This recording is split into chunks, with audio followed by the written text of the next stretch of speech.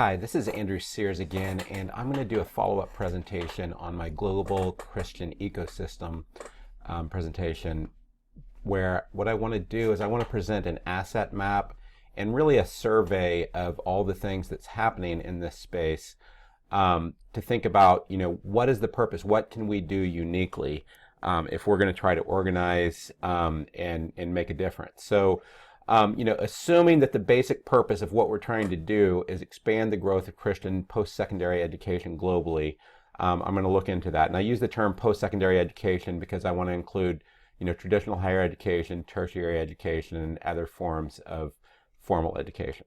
So, in the world of innovation, and if you look at, how are we going to expand the growth, really, there's two domains where you can do that. You can do that through sustaining innovations and through disruptive innovation. So I'm going to start off on sustaining innovation.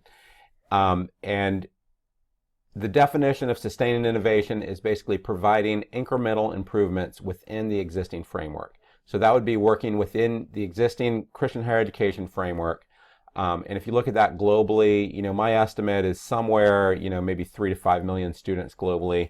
And in sustaining innovations, you're talking about our ability to influence, on the negative scenario, there could be actually a decrease of Christian higher education globally by 5% a year. But if we innovate effectively, we might be able to see an increase of 5% a year. And 5% times 5 million is pretty substantial. So what I want to do is to go into, what is actually happening on sustaining innovations. And part of what I've done, between my dissertation, having hundreds of conversations, and reading thousands of articles and papers, I've tried to identify, what are the sustaining innovation, kind of the best examples out there of what you see. So, online education is one of the big, sustaining innovations. But I use the term regularly priced because it's typically priced the same or pretty close to the same as physical campus-based education. Then a lot of schools are doing things to improve their IT and their back office. Then there's regularly priced competency-based education, which I would say is sustaining, but it's not disruptive because of the pricing. Then there are traditional alternative credit mechanisms like prior learning assessment. There's textbook-based or non-adaptive courseware. So we use Pearson, McGraw-Hill, Cengage. It's basically like a textbook, but providing more as courseware. There's, one of the big innovations has been for-profit higher education. Most of it, I would say, is sustaining because of their pricing. Correspondence education really has been sustaining, largely because it hasn't used technologies that have a dramatic growth curve in their productivity that typically happens with digital technologies. A lot of schools are doing traditional satellite or extension campuses. Then, also related to that would be, having some sort of global expansion that's going to be, around the same price point. And then a lot of schools, Christian colleges, I see they're partnering with different educational consulting houses like Academic Partnerships or Lumerit, and using them kind of essentially to outsource some of their innovations. And all of these I would put as very important sustaining innovations, because if you have 5 million students globally, you want that to grow and that as much as possible. And then there's forums out there for how do you get to sustaining innovations. And let me just show you where those forums are. So those forums typically, on the Christian side, it's the accreditors. You'll have meetings with your accreditors, and people will share. That's part of the purpose of accreditation, is continual improvement. Then there's other Christian groups like the Overseas Council that's really trying to help theological institutions grow. In the online space, there's a group called Access Ed that meets, that helps Christian institutions focus on innovations in online learning. Then there's other groups like the CCCU, Apache, so CCCUs focus on Christian liberal arts and Christian universities in the United States. Apache is focused on Bible schools and theological institutes globally. And then on the secular space, there's also groups that are meeting the need for sustaining innovation. There are groups like Quality Matters, groups like the Online Learning Consortium, and groups like WCET. So in contrast to that really is the disruptive innovation. So the definition of disruptive innovation is that there's radical improvements creating a new system and framework.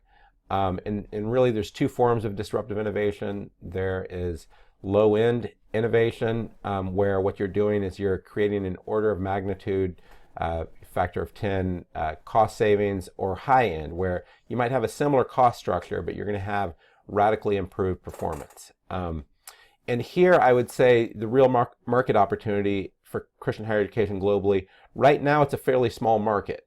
So you're talking about 1 million non-credit students and maybe 10,000 for-credit students that are a part of this disruptive innovation unbundled ecosystem.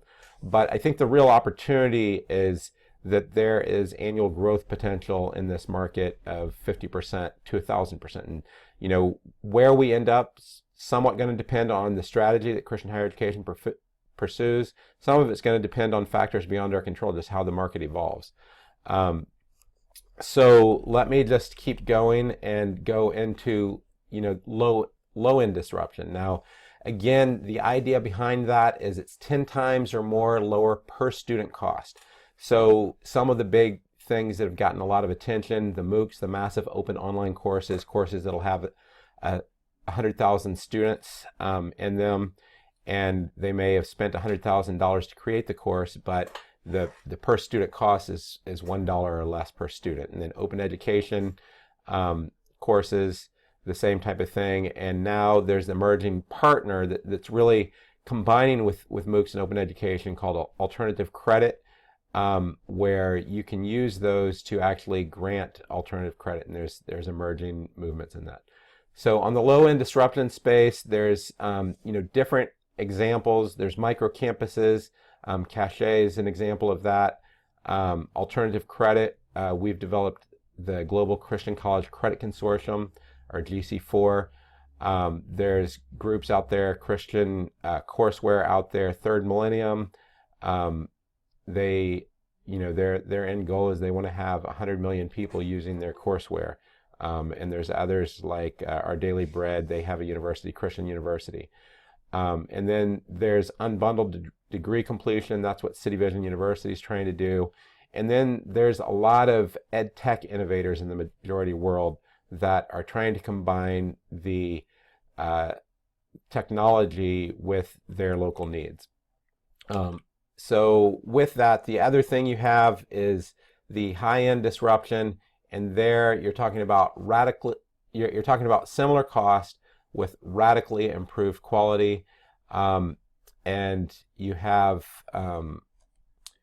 there you have different technologies, and there's a lot of innovative technologies, but there's a few that I would say are really in this high-end disruption, and part of the reason why I call this disruption as compared to the sustaining innovation, if you're familiar with the concept of blue ocean strategy, often they open up new markets or expand existing markets in major ways, and they have radically different ways of doing things. So big data, learning analytics, adaptive learning, and intensive advising based on analytics.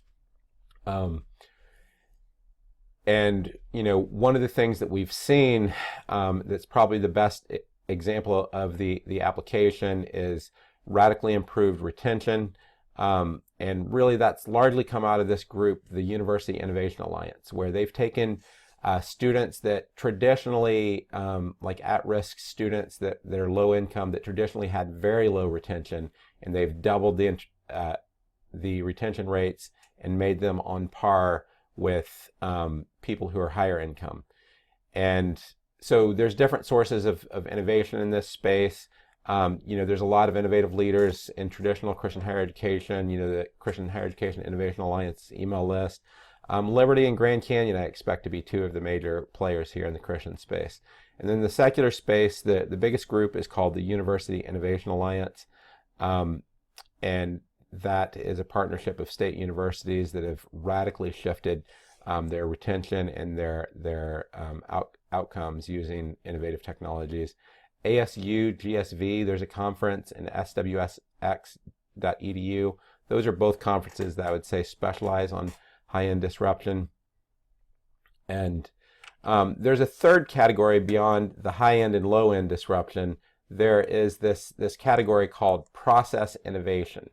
And the idea is these actually run almost in combination with the low-end or high-end disruption. They can be used for either. But the idea is that what you're doing is you're changing how things work. You're changing the entire business model, and you're enabling disruption through unbundling and rebundling into new business models. So Western Governors is one of the best examples of this, is they've unbundled a lot of things, they've rebundled, they've used innovative technologies, and they have created a radically different business model and process innovation. So boot camps are kind of the same thing, where someone can go for 6 months to learn how to code, and then they get a job making $80,000 US a year. And what they're doing is they're finding a particular need, to put it in the words of Clayton Christensen, a particular job to be done, and they're optimizing their business model. They're unbundling and rebundling components to meet that need. Now, there's other things where you're seeing barriers that used to exist that are starting to come down. So the barrier between college and high school is coming down. So there's a process innovation opportunity for dual enrollment, early college, and homeschool college. Another one is the barrier between, say, the college and the church or ministry. I think that's coming down, where we're starting to see a lot more church and ministry microcampuses that are actually leveraging courseware. And then another process innovation is alternative credit mechanisms.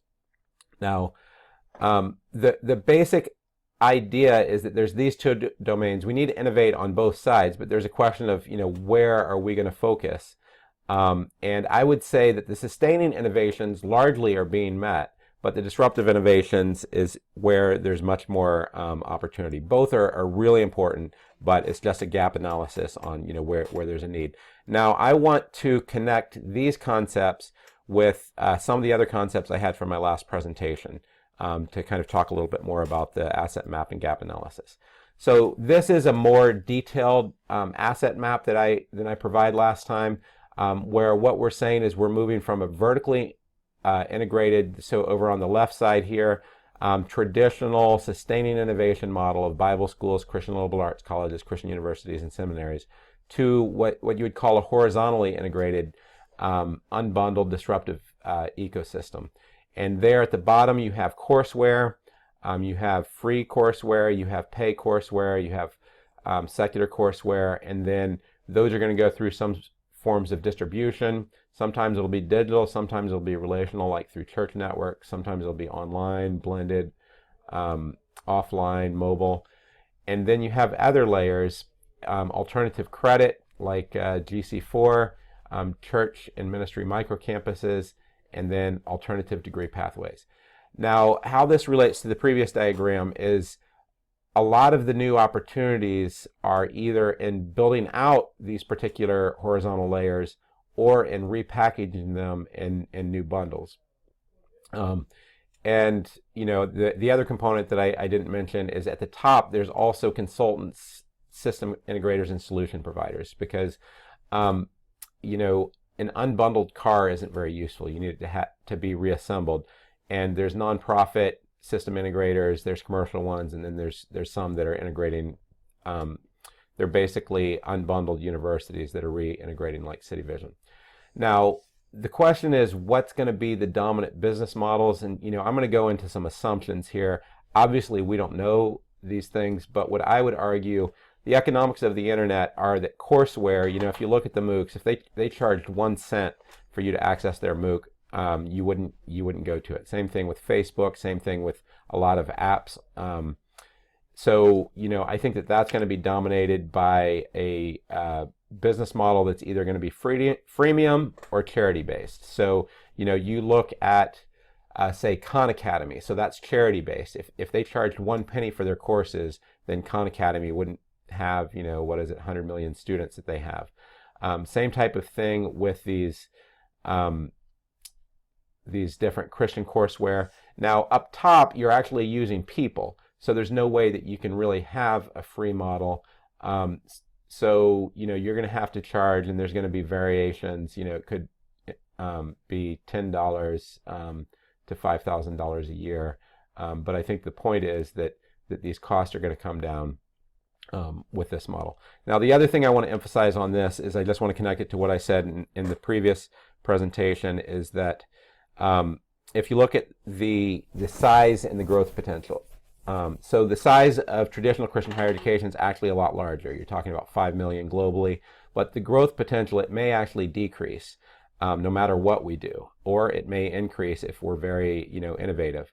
And then on the unbundled disruptive ecosystem, at least the theory is that there's, huge potential for growth. And there's a lot of reasons why that theory is true. If you look at patterns in industries, and, disruptive innovation theories looked at dozens or hundreds of industries, the same pattern looks like it's applying in higher education. And the question is, where do we want to focus? What can we influence? We can influence, is traditional higher education going to grow at 5% or maybe shrink by 5%? But I think that there's a bigger influence on this unbundled space, because it's new, that we might be able to change the annual growth from 50 or 100% to 1,000%. The other point that I want to make is just to talk about how do we get to this radical growth. So even at 5% growth a year, we're not going to keep up with the global growth. So global growth is 163% in 25 years. So Christian higher education would need to grow by 163% in 25 years, just to keep pace with global growth. But we'd like to actually gain market share. So how do we have a future like that? And ultimately, how we're going to do that is having a strategy, a funnel strategy or pyramid strategy. So ultimately, you're going to have a Christian digital ecosystem, and this is going to be actually a part of a larger digital ecosystem where we might use secular platforms. So we might use some of the MOOC material, and we'll have, the Bible app has 240 million users today. It might have 1 billion in the next 10 years. And then I expect there's going to be some large-scale Christian subscription services that emerge, and I think there's probably going to be some platforms yet to be identified. But the idea is that there's going to be billions of people in this ecosystem, and that will tie in with this courseware ecosystem, Christian courseware in many cases, where you're going to have programs that are essentially the first year of Bible school or the second year of Bible school, like Third Millennium, like Christian University. A missing area right now is Christian integration courses, not just Bible school, but how do you think about business through a Christian worldview? How do you think about different fields through a Christian worldview? A lot of those are missing. But the other area that I think is going to be a part of this courseware is we're going to use what I'd say so-called secular courseware in Christian programs. The idea is that all truth is God's truth, and just because it's a so-called secular math course doesn't mean we can't use it in an unbundled world towards a Christian degree, just like we use secular textbooks, secular math textbook.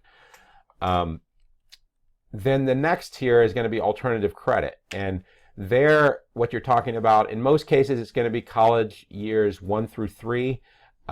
Could be all the way through year 4, depending on how you do it. But there, I think you're talking about an average cost of about $100 per year. That's going to be a global average. In some places, it's going to cost a lot more. And what you're going to do is you're going to be building on Christian and secular courseware. You're going to create, micro degrees, micro credentials, maybe a 1-year certificate, 1-year diploma. You'll work with vocational frameworks in various companies, and you'll have delivery mechanisms that might be through a micro campus, through online or mobile. But I think that by 2030, I really expect that there will be 10 to 50 million people enrolled in this alternative credit program. And ultimately, I think at the bachelor's level, you're going to get 5 to 20 million. So how do you get to 25 million students? Well, you keep existing Christian higher education the same, and you grow this unbundled Christian ecosystem to be 20 million students, and you get to 25 million students. And ultimately, I think the average cost for that last year of college, or it might be multiple years of college, might be $1,000 a year. And for people in the West, that may be unimaginable, but I think that the reason is most of the delivery is going to be in the majority world, and it's going to be at majority world prices using majority world staff. And this isn't going to be all about just offering, Bible school. There's going to be a full range of Christian degrees. Although, it's important to recognize, I think a lot of the Christian courseware at the courseware level is going to be about Bible school or maybe some Christian integration courses. But what you're going to do is you're going to establish a Christian cohesive worldview in the degrees and offer a full range of degrees. And ultimately, this is a picture, and I think the main point that I'm trying to get across is one way we can imagine the future. Now, is this going to be the future? We don't know, but it is a potential future. And I think that the idea is, disruptive innovation theory and a lot of the strategy I've presented in my other talks would argue that there is a high likelihood that something like this could happen. Now, disruptive innovation is a theory. Every time an industry looks like it's going to be disrupted, there's actually people who have to go and execute and to bring that disruption. And in some cases, it's not possible because regulation shuts it down or other market forces shut it down. But I think that the hope is that we could work together to enable this global Christian education ecosystem that's unbundled, and we could see this dramatic growth in Christian higher education. Thanks a lot.